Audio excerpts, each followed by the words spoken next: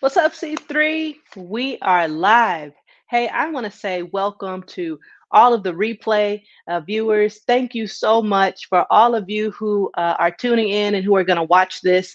Y'all can skip by a little bit because I'm going to take just a little bit of time and greet people as they come in the comments. I am so very grateful for all of you all who are watching tonight, who are jumping on. Last night, y'all came through in some amazing numbers. Hey, how are you? Good to see you. Y'all came in through some amazing numbers. We got over 700 views, I think, last night, and I think that that's pretty good. I see Millie, Shirley, Helen, so many people. It's so good to see y'all. Thank you so much for coming back on tonight to hang out with us. And yeah, I didn't know that Harmony Week, what's up, Ashwin, was going to go over so well. I had the idea to make sure that we stewarded the vision that God gave us for the first week, and y'all are showing up, and I appreciate it. Look, somebody said, been to church 3 days in a row. Haven't done this since I was a kid in revival. That is funny. How many of y'all are enjoying online church? I'm enjoying this. Hey, my dad and my mom are in the comments. Everybody say hello to Bishop and Dr. Natalie. They're in the room. Hey, Sister Shirley, Sister Fran is here, Sister Kim. So many people are coming in. I appreciate y'all so much. If you could do us a favor and share this on your timeline, if you don't mind, and help us get the word out. I promise that I'm not going to keep whoever posted that you in church like you were in a revival. Y'all know how that can be. You be in church for like 3 hours. I'm not going to do that to y'all tonight.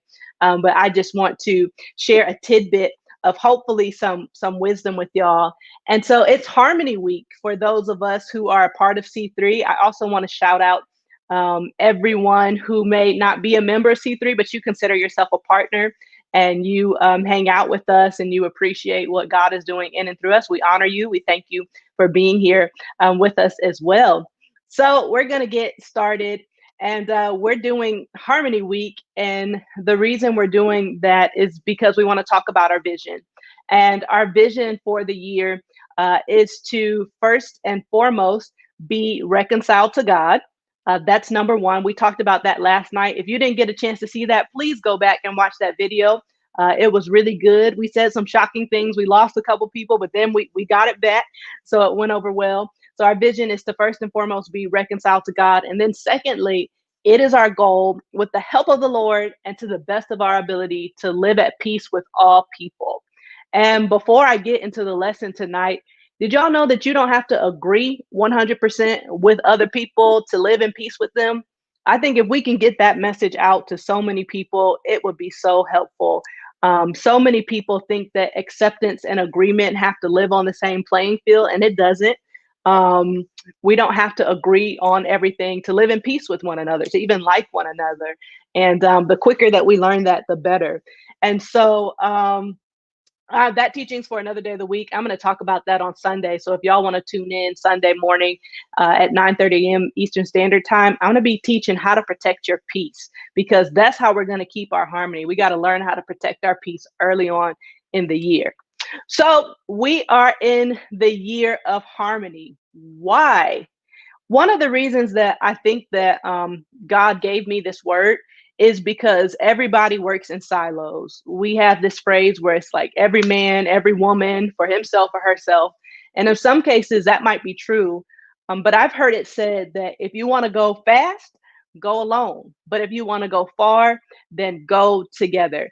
And so, in the spirit of harmony, I said, what would it look like if we were committed to being more of a team, if we were doing things together? We're better together. Even when you think about harmony, yeah, I sound good by myself, but if I'm a soprano, if I get an alto and a tenor and we make a chord together, it's beautiful. It complements one another. And so one of the thoughts that I'm talking about tonight is that perfection is the enemy of progression. Perfection is the enemy of progression. And so y'all are in the comments. I think you're here for a reason. I'm gonna ask a question. How many of y'all, if you're honest, you would say I battle perfectionism a little bit? I know I am raising both of my hands. I'd raise my feet if I could, but I battle with that. I know that I'm not the only one. And to be clear, for those of you who are like, not me, I know I'm not perfect. Some of us know that we're not perfect, but we still have perfectionist tendencies, right? And so this message is for you and it's for me.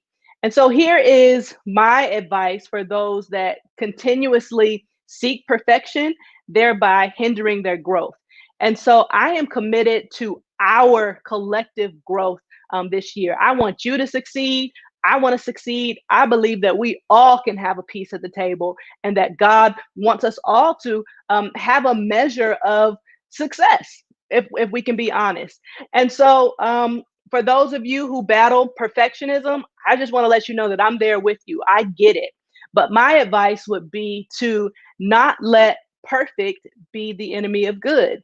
And that's why, even when we think about it, y'all know we have the Georgia runoff election tonight. We're eagerly awaiting to see those results. But even when we think about our government, it's been in so much turmoil right now because we've been waiting on this perfect bill, right? We've been waiting for this perfect package, and millions of lives have suffered as a result because people can't make their mind up. And so people are foregoing all of the help and the assistance they need because a lot of people have been letting perfect be the enemy of the good. And so as I thought about that, I said, wow, I wonder if that's the same thing with many of us, right? There's something down on the inside of us that could really help somebody and bless so many people. But because it's not quite perfect, or up to our unrealistic expectations, others are suffering as a result. That is so deep right there. Have you ever thought about that before? That others are suffering as a result of you saying, "Oh, I can't release this yet." It could bless hundreds of thousands of lives. But you're like, "Oh, it's not quite perfect. I didn't get everything in the way that I like. The packaging isn't quite right. So I'm just going to sit on it a little bit longer. I know that there's something inside of me that might help people, but I'm just going to have to wait a little bit because it's not quite yet up to my expectations." And so I began to think about how many songs, books, business plans, paintings, recipes, courses, or trainings are stuck inside of you that you haven't released yet because you're fighting perfect. I had to pause because that spoke to the core of my being. There are some giftings that I personally even believe that I've been sitting on. And, if it wasn't for perfection, maybe I was scared a little bit to jump. But here is the sobering truth. The sobering truth is the more that you wait on perfection, the more that other people stay stuck and stagnant because you have something that can help them where you are right now. But this is going to sting a little bit. You're too selfish to start with what you have. And therefore, your perfection is getting in the way of progress. I know that hurt because it hurt me. But how many of us, there are lives waiting to be changed? There are bios that can be written now. There are people who can have their lives developed or their mental space elevated or their homes decorated or whatever it is, but they're not getting those things done because we're scared to step out. Bishop said something right here. He said, action cures fear, do it now. And how many of us are stuck? And then the people we're assigned to and are called to are stuck too because we are too scared to get out of the boat because everything that we lined up is not perfect. Now, I have to say this. I'm not telling you to do stuff that is premature. So I don't want you getting off this live like, oh, I'm about to go start this business and you don't know what a business is, right? I'm not telling you to do that. So you launching and you have no idea or no product or no vision or anything like that.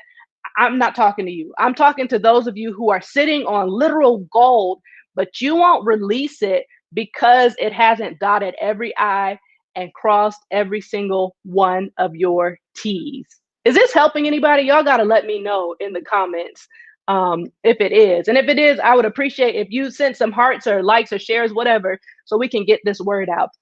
I told y'all I'm not going to keep y'all long. Give me 5 minutes and I'll let you go. But here's another truth. If birds never jumped, what would happen? They would never know they could fly.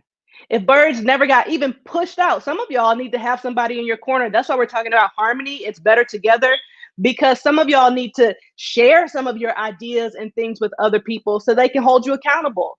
Isn't that another hard truth, that a lot of us don't share our ideas with other people because we're scared they're going to be like, all right, you told me this, 18 months ago, when you going to jump on it? Where's your rough draft? Where's your business plan? Okay, how's that sale going? And so don't be scared to jump out there.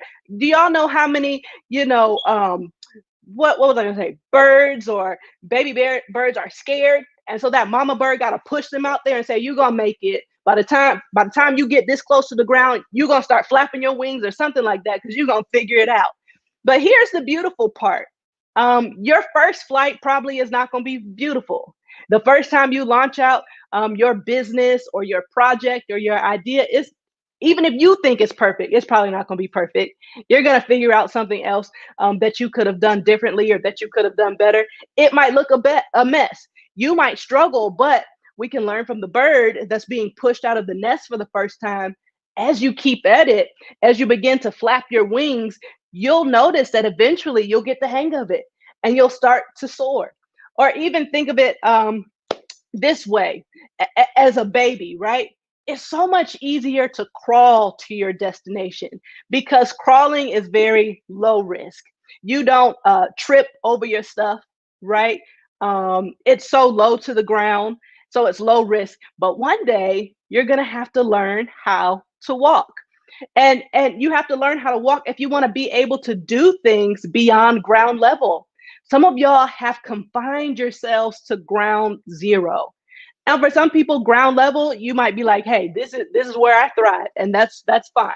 But for others of you, you've been settling for ground level when God has not confined you to the ground. God has called you to fly, and you're supposed to be in your soaring season right now, and you're still at ground level. Now, the only time we should be at ground level is when it comes to our humility, right? So we want to stay low. We want to make sure that we're not like haughty or unnecessarily arrogant or anything like that. But some of y'all are staying, some of us, let me say us, this is inclusive, are playing small. And it's time to elevate and go to another level. So I hope y'all like this content, because if it's helpful for y'all, then I'm going to keep coming up here. I was going to do something pre-recorded, but I came on live so that I can engage and talk to y'all. But I hope it's helping somebody. I want y'all to know, like, anybody who's successful, I'm telling you what I know. They all, excuse my French, but they all sucked at some point. Y'all, let me stop saying y'all, because it's a we thing. I'm in the same boat. We act like when people came out, everything was perfect. If you see, the internet has messed so many of us up because we sit here comparing. Oh man, look at what that person's doing. Their business is so much better than mine. They're doing things that we want to do. Y'all need to go to this website called like the Wayback Machine. And if you could type in that person's business when they first started and look at them at like 2017, you'll look at that site and be like, this is what you started with? But guess what? That person started. And so for some of us, that's a word for you. Some people, your word is start. And some other people, your word is keep going, because maybe you got to a place where you're like, I don't even know if this is helping anybody. And so maybe I ought to just give up this whole dream thing because it's not for me. Nah, you got to keep pushing, keep going. I'm here to challenge you, to push you, that there is more inside of you that you are giving yourself credit for. You're doing a lot better than you think you are. And so here's what a lot of us don't understand. If we could take the tapes out of our head, the negative self-talk that we say to ourselves, and play it back to other people, you'll realize that it ain't other people that's bullying you, it's you. How many of us, when we wake up in the morning, oh, I'm just not good enough yet. I can't do that. I wish I could do it like she did it. Or I wish I could do it like he did it. Like that thing took off when they did it. And we have so many negative things that we're saying to ourselves. We're beating ourselves down. And I'm going to tell you a secret. We have what's called the conscious mind, our brain up front, and then we have our subconscious mind. Our subconscious mind is a thing that's on autopilot. Where we just remember things. Your subconscious cannot take a joke. So when you're out here saying, I'm tired, I can't make it, I ain't no good, nobody believes in what I'm doing, your subconscious mind is saying, oh, That's what we doing now? Okay. Let me make sure when you wake up in the morning, you tired. Let me make sure you hear in your head that you ain't no good, that nobody's going to support your business. We are our own worst critics. But I'm not here to be your critic tonight. I'm here to be your cheerleader. I'm going to celebrate you and I'm going to be in your face and let you know that you can do whatever it is that you put your mind to when you make sure. We got to talk about what we did yesterday. God is in the center of it, right? But I'm here to tell y'all that you can do it. And so I said all of this to say that I need you to remember that perfection is the enemy of progress. And I'm going to get ready to end with this. Perfectionism will kill your dreams, y'all. So here's my challenge to you: kill perfectionism, or it might just kill you. And we're not having no unnecessary funerals this year. I need y'all to tell somebody that right now. We're not having no unnecessarily stress related issues. We're not going into depression for things this year. We're going to claim that we're going to live this year in total victory. So I want y'all to kill perfectionism and not allow perfectionism to kill you. So y'all know I'm a preacher. I got to end it with the gospel, right? Here's the good news. Although we may not be perfect, we serve a perfect God. And so even when you come to Christ, right, everything will not be perfect, but here's what I love: it will be perfected.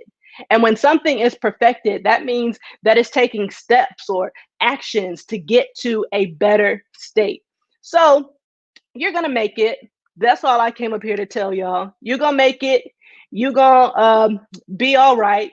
You know, yeah, maybe sometimes, life may have gotten to us or whatever. That's fine. But we're gonna be resilient in this season and we are going to bounce back. Everything doesn't have to be perfect, right? But you should always see some element of progress. I, by no means, am not a perfect pastor, a perfect speaker. I done said a couple times. I said I done said I'm not a perfect leader, mother, wife, or any of those things. But guess what? I am progressing in those roles. I'm a better, hopefully, pastor now than I was when I first started 7, 8 months ago. I'm a better wife now than when I first got married. I'm a better mother now, knowing what I know, than when I was when I first started. And so that's the same thing with you. Yeah, you're going to make it.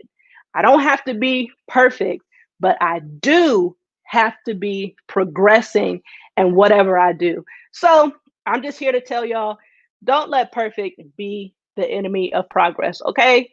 I hope that helped you. My call tonight was just to push you, to encourage you. Last night, I got you saved. You rededicated your life to the Lord. You got your stuff on track. That was great. Today, it was like, okay, you love God, serve a perfect God. You're not a perfect person, but Christ will perfect you and help you to progress in certain areas. Hey, Caleb, there's my husband right there. So I hope to make this make sense, y'all. We are in the year of harmony, and whatever I can share to help encourage us, that's what I'm going to do, because I believe that wisdom is meant to be shared. I think that we all need a push every now and then, and I just want to make sure that we're not complacent, that we're not sitting in on our gifts, and that, even if we only have one talent, I promise my mom gonna call me and be like, "You are such a preacher." I know. But even if we have one talent, thinking about the parable of the 10 talents, I'm going to use that one talent that God has given me. I don't care if all I know how to do is run my mouth. I'm going to run my mouth in the right way.